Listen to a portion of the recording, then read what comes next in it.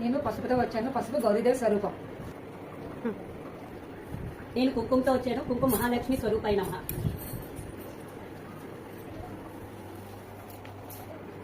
నేను గాజులతో వచ్చాను. గాజులు వరలక్ష్మి స్వరూపం.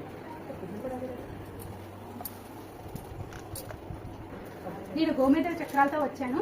ఆదిదేవత అయిన లక్ష్మీ సంపదగా భావిస్తాను. నేను తమలపాకులతో వచ్చాను. తమలపాకులు లక్ష్మీ స్వరూపం.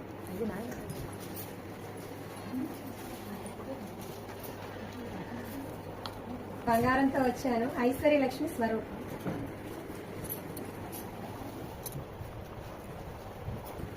నేను కొబ్బరికాయతో వచ్చాను. సంతానం ఇది చూపిస్తుంది. నేను డబ్బులతో వచ్చాను. ఐశ్వర్య స్వరూపం. నేను తామర పిక్కలతో వచ్చాను. లక్ష్మీ స్వరూపం.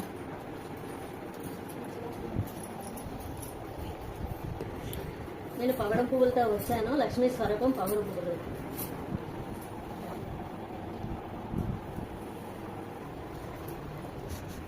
నేను గాజులతో వచ్చాను. వరలక్ష్మి స్వరూపం.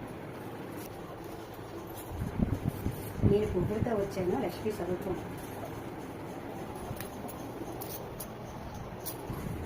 వస్త్రంతో వచ్చాను. వస్త్రం అన్నది లక్ష్మీ స్వరూపం. వస్త్రలక్ష్మి స్వరూపం. నేను గురువింద గింజలతో వచ్చాను. సాంప్రదాయం ప్రకారం గురువింద గింజలు లక్ష్మీ స్వరూపం. ధనాన్ని అదృష్టాన్ని ఇస్తాయని ప్రజల నమ్మకం. దీపంతో వచ్చాను. దీపం జ్యోతి పరబ్రహ్మ. శ్రావణ శుక్రవారం పూజలో ముఖ్యమైనవి పసుపు, కుంకుమ, పూలు, నైవేద్యము, దీపము. అయితే వస్తువుల కన్నా భక్తే ముఖ్యము. భక్తితో అమ్మవారిని పూజ చేద్దాం.